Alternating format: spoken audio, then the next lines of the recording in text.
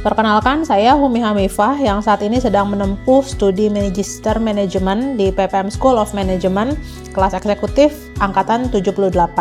Pada kesempatan ini, saya akan menyampaikan hasil penelitian kelompok 3, yakni strategi Telkomsel Halo untuk mempertahankan posisi market leader pada layanan pasca bayar seluler.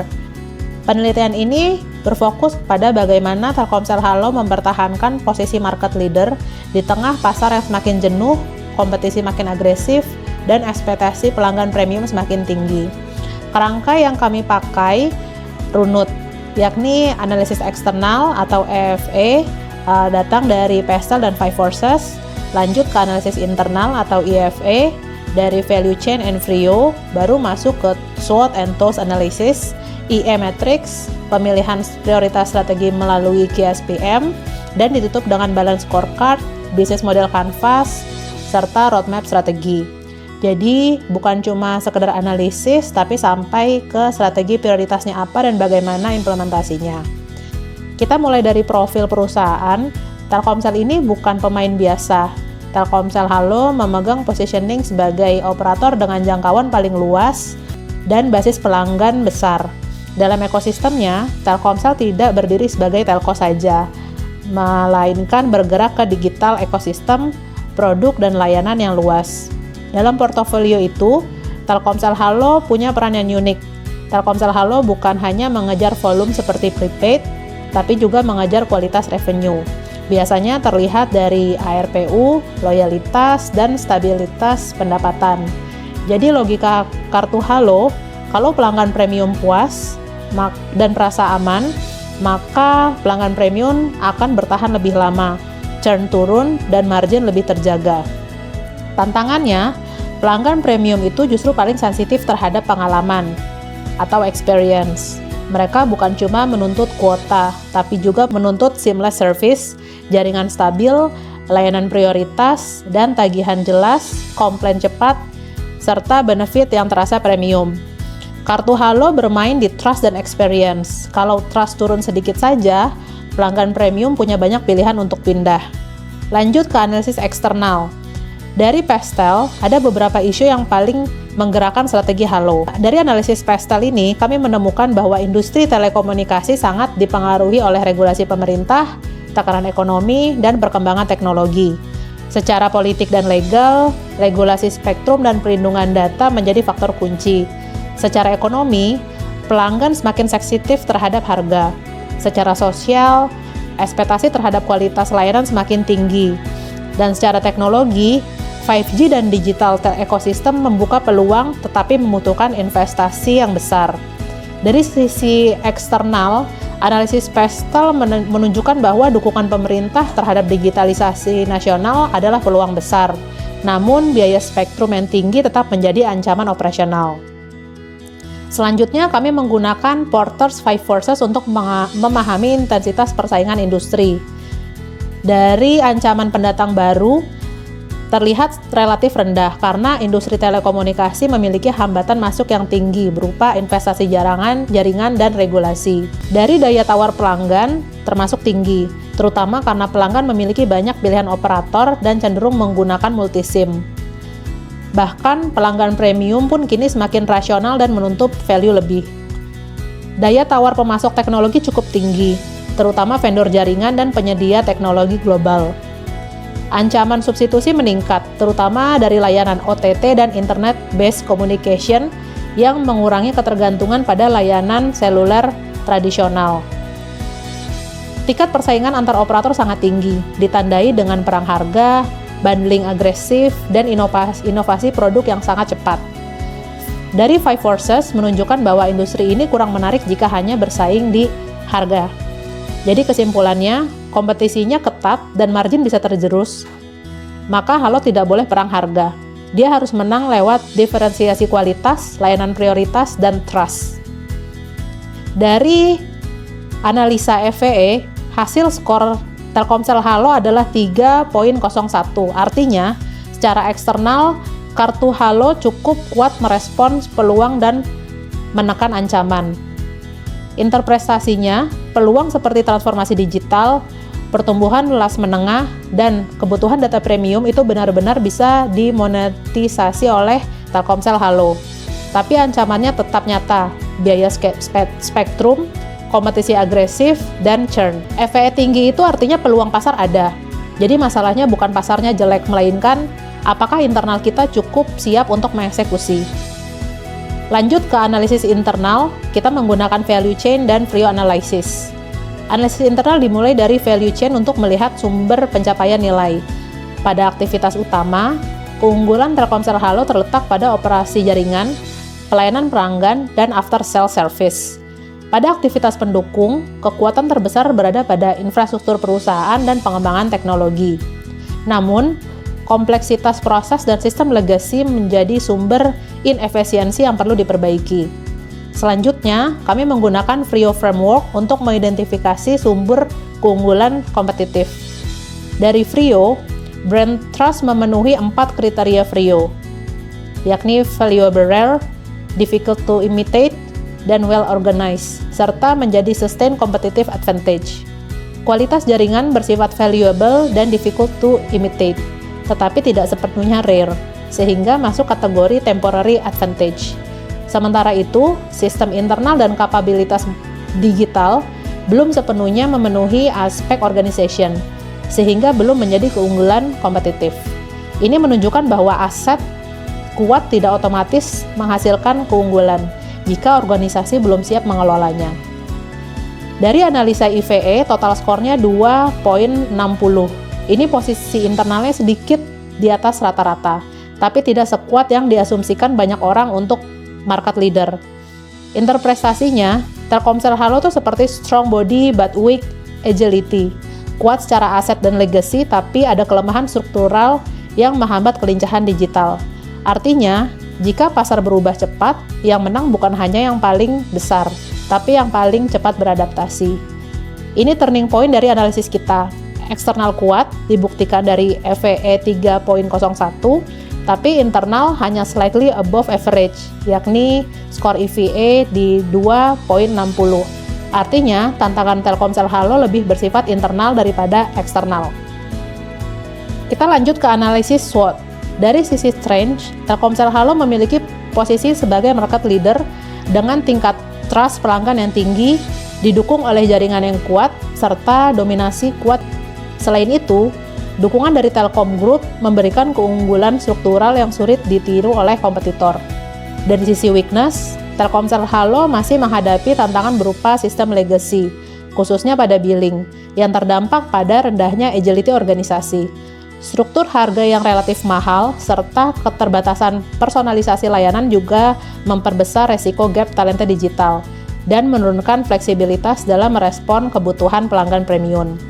Kemudian dari sisi eksternal, dalam opportunities, adanya program transformasi digital nasional, pertumbuhan segmen profesional, serta peningkatan kebutuhan data premium dan teknologi 5G membuka peluang besar bagi Telkomsel Halo untuk memperkuat positioning sebagai layanan pasca bayar premium. Dari sisi threats, yang dihadapi juga tidak ringan. Teknologi telekomunikasi saat ini ditandai oleh perang harga, potensi disrupsi teknologi satelit seperti Starlink, regulasi yang ketat, serta meningkatnya resiko churn pelanggan, terutama jika pengalaman layanan tidak memenuhi ekspektasi. Oleh karena itu, hasil analisis SWOT ini menunjukkan bahwa tantangan utama Telkomsel Halo bukan pada kurangnya kekuatan, melainkan bagaimana mengintegrasikan kekuatan tersebut untuk menjawab ancaman dan memanfaatkan peluang secara strategis, tanpa terjebak pada kompetisi berbasis harga. Lanjut ke analisa TOWS, di mana hasil analisa SWOT sebenarnya tidak lagi berdiri sendiri, tetapi diintegrasikan untuk menghasilkan alternatif strategi yang konkret. TOWS membantu kita untuk menjawab pertanyaan penting, strategi apa yang paling masuk akal jika kekuatan dan kelemahan internal dihadapkan langsung dengan peluang dan ancaman eksternal. Dari hasil SO, strategi utama Telkomsel Halo adalah memanfaatkan kekuatan brand dan kualitas jaringan untuk menangkap peluang transformasi digital dan kebutuhan data premium. Dengan memposisikan Telkomsel Halo sebagai layanan pasca bayar premium berbasis nilai, bukanlah harga. Dari hasil strength trade, Untuk menghadapi perang harga dan resiko churn, Telkomsel Halo menggunakan kekuatannya pada diferensiasi kekuatan layanan dan pengalaman pelanggan, serta mengunci pelanggan bernilai tinggi melalui paket keluarga, korporasi, dan kontrak jangka panjang. Dari hasil Weakness Opportunity atau WO, peluang digital dimanfaatkan untuk memperbaiki kelemahan internal, terutama melalui modernisasi sistem billing, pemanfaatan data analitik, peningkatan personalisasi layanan agar lebih sesuai dengan ekspektasi di pelanggan premium. Kemudian dari hasil weakness dan threat, strategi defensif diarahkan pada prioritasi investasi IT dan digital talenta yang berdampak langsung pada retensi, serta pergeseran ke strategi berbasis nilai untuk menghindari kompetisi harga yang menggerus margin. Secara keseluruhan, Toastmetric menunjukkan bahwa strategi yang paling relevan bagi Telkomsel Halo berada pada kuadran SO, yaitu memanfaatkan kekuatan internal untuk menangkap peluang dan menghadapi ancaman. Ketika EV dan IV kita plot ke IE Matrix, arahnya menjadi jelas. Telkomsel Halo punya daya tangkap peluang eksternal yang kuat, tapi perlu penguatan internal supaya strategi tumbuh tidak bocor di eksekusi.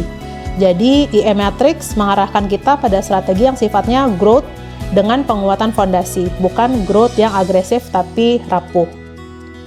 Masuk ke Key SPM, di tahap ini kita pilih strategi yang paling prioritas menggunakan Key SPM. Hasil Key SPM menunjukkan alternatif 1 dengan skor tertinggi yakni 5.61 yakni memperkuat Telkomsel Halo sebagai layanan pasca bayar premium berbasis kualitas jaringan, layanan prioritas, dan trust brand.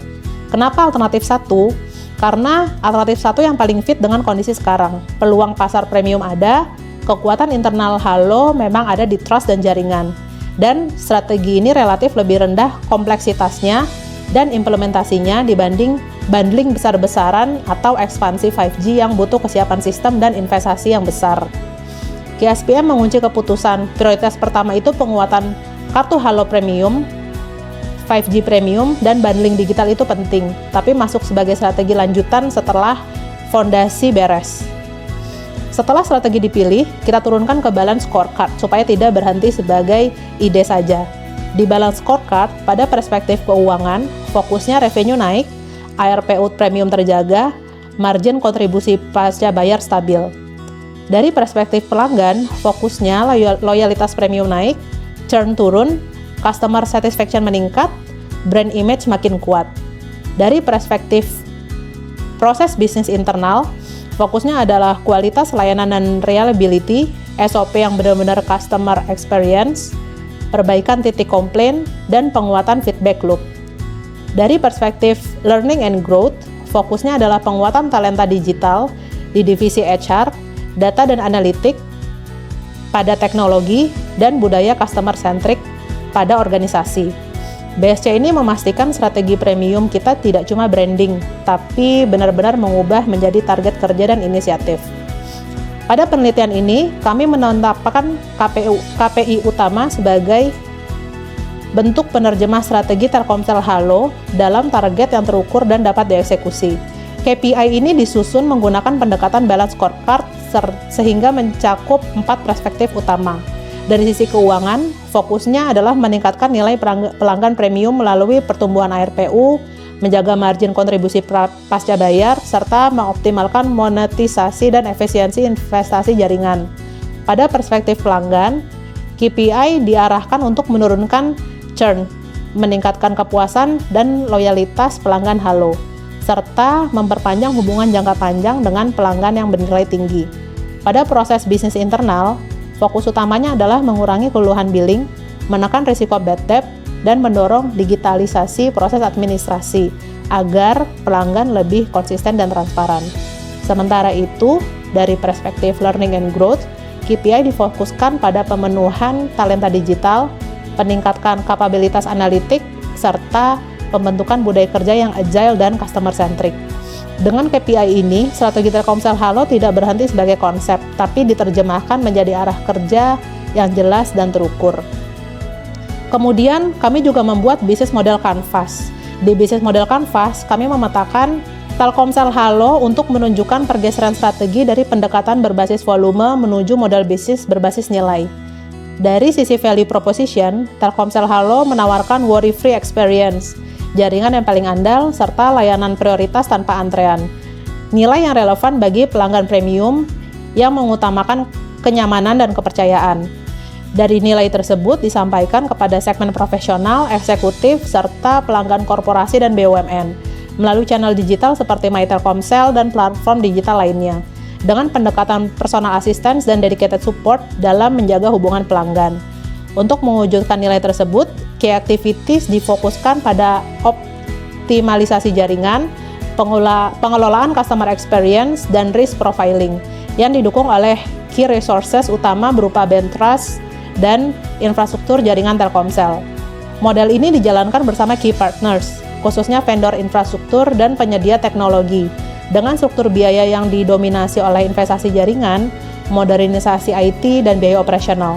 Sementara itu, pada revenue stream berasal dari layanan bulanan, layanan premium berbasis penggunaan, serta kontrak korporasi, yang mencerminkan fokus pada pendapatan berkualitas dan berkelanjutan, bukan sekedar volume pelanggan saja. Bisnis model Canvas ini menegaskan bahwa strategi Telkomsel Halo diarahkan untuk menciptakan dan menangkap nilai melalui pengalaman premium, bukan melalui kompetisi harga. Kita lanjut ke roadmap strategi. Roadmap ini menyusun urutan implementasi supaya strategi tidak berat di depan atau lompat terlalu jauh. Pada urutan quick wins, yakni 0-6 bulan, kita fokus di perbaiki titik customer pain yang paling terlihat, yakni komplain, transparansi tagihan, dan respon layanan prioritas. Masuk ke 6-12 bulan, kita fokus di penguatan fondasi, yakni modernisasi sistem pendukung, data analitik untuk churn dan risk profiling, serta standar service experience yang konsisten. Masuk ke tahun berikutnya, kita fokus di growth initiative. Setelah fondasi kuat, baru dorong program yang lebih kompleks seperti Halo 5G Premium dan bundling digital sebagai nilai tambah. Roadmap itu bukan hanya sekedar kapan launching, tapi urutan yang paling logis supaya strategi yang dipilih tidak gagal dieksekusi. Kesimpulan dari paper ini, secara eksternal, peluang premiumisasi besar dan Telkomsel Halo cukup kuat untuk memanfaatkannya. Terbukti dari skor IV yang cukup besar. Namun secara internal, Telkomsel Halo masih slightly above average, artinya ada pekerjaan rumah di agility dan kapabilitas digital. Karena itu, strategi prioritas yang paling tepat adalah memperkuat kartu Halo sebagai layanan pasca bayar premium, berbasis kualitas jaringan, layanan prioritas, dan trust brand. Terbukti di skor KSPM dengan nilai 5.61. Implementasinya diturunkan ke BSC, BMC, dan roadmap agar strategi ini bisa dieksekusi, bukan hanya dipresentasikan. Pembelajaran individu. Melalui pembelajaran manajemen strategis dan studi kasus Telkomsel Halo, saya memahami bahwa strategi adalah cara berpikir, bukan sekedar penggunaan framework. Tools seperti SWOT, TOS, KSPM, dan Balance Scorecard baru bermakna ketika digunakan secara terhubung dan kontekstual. Menjadi market leader justru membawa tantangan internal yang besar, seperti kompleksitas sistem, keterbatasan agility, dan tingginya ekspektasi pelanggan. Proses ini membentuk cara pandang saya untuk lebih kritis, berbasis data, dan realistis dalam merumuskan strategi. Intinya, strategi bukan tentang mencari jawaban tercepat, tetapi memahami masalah secara utuh sebelum menentukan arah. Terima kasih, saya Humi Hamifah.